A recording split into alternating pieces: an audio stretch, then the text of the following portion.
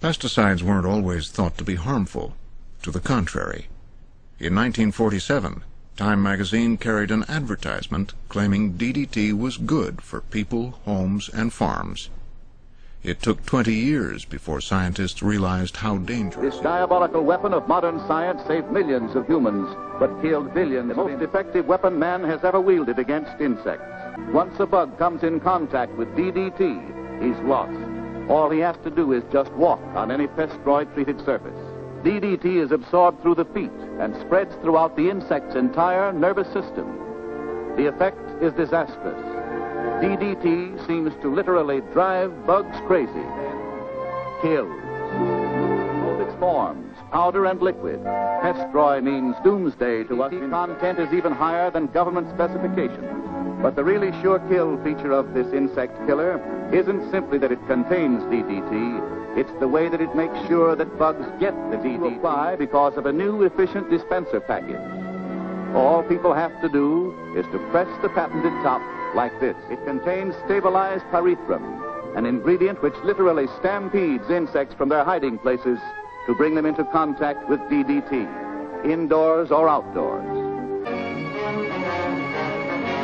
With the possibility of a serious infantile paralysis epidemic, health authorities of the city of San Antonio, Texas, attacked the germ carriers throughout the city. Every suspected spot is sprayed.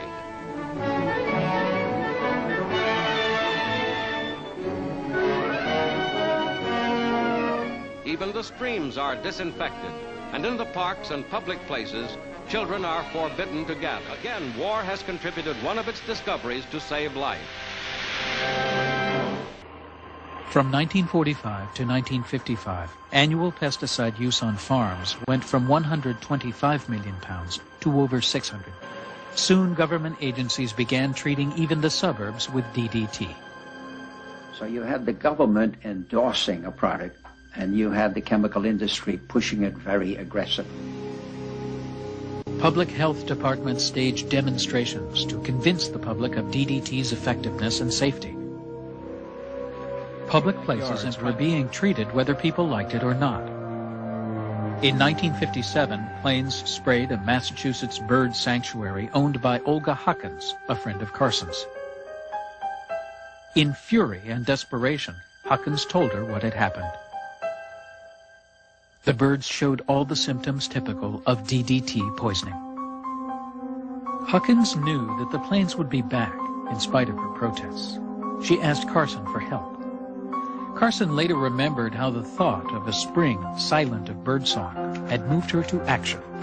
It was your personal letter to me that started it all. In it, you told what had happened and begged me to find someone in Washington who could help. It was in the course of finding that someone that I realized I must write the book. We have to remember that children born today are exposed to these chemicals from birth, perhaps even before birth. Now, what is going to happen to them in adult life as a result of that exposure? We simply don't know. In her groundbreaking book, Silent Spring, Rachel Carson jolted a prosperous post-war America, a country confident that science and technology were leading the way to a future in which disease and hunger could be overcome, in no small part thanks to a new generation of powerful pesticides. But in Silent Spring, Carson warned that progress had a price. These sprays, dusts, and aerosols are now applied almost universally to farms, gardens, forests, and homes. Non-selective chemicals that have the power to kill every insect, the good and the bad, to still the song of birds and the leaping of fish in the streams. All this, though the intended target may be only a few weeds or insects. CBS reports The Silent Spring of Rachel Carson, which aired not long after Silent Spring became a national bestseller. Can anyone believe it is possible to lay down such a barrage of poisons on the surface of the earth without making it unfit for all life? While Carson didn't contend that chemical insecticides must never be used, she faced harsh opposition. A spokesman for the chemical industry, Dr. Robert White Stevens. The major claims in Miss Rachel Carson's book, Silent Spring, are gross distortions of the actual facts. completely unsupported by scientific experimental evidence and general practical experience in the field. If man were to faithfully follow the teachings of Miss Carson, we would return to the Dark Ages. And when CBS turned to government experts, the questions were many, but the answers few. Dr. Paige Nicholson, water pollution expert, Public Health Service. Do you know how long the pesticides persist in the water once they get into it? Not entirely.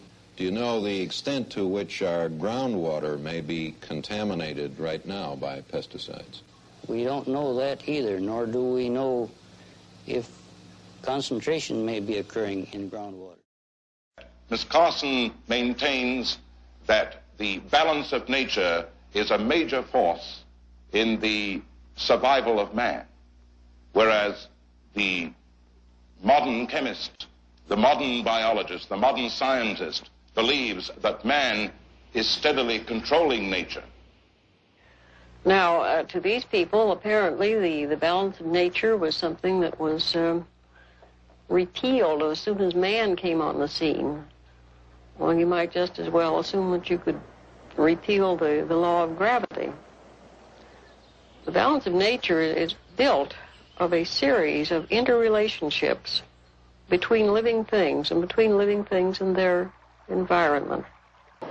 You can't just step in with some brute force and change one thing without changing a good many others.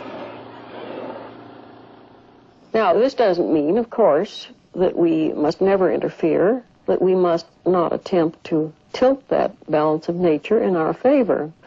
But unless we do bring these chemicals under better control, we are certainly headed for disaster. Rachel Carson, author of the landmark book Silent Spring, started a revolution. During the 1950s, when crop dusting planes and insect sprays blanketed plants with DDT, Carson warned of the dangers of chemical pesticides. She warned of science's power to alter nature and called for government action to protect its citizens. Because of her courage, the disaster did not come to pass, and with Carson's words and spirit, the modern environmental movement was born.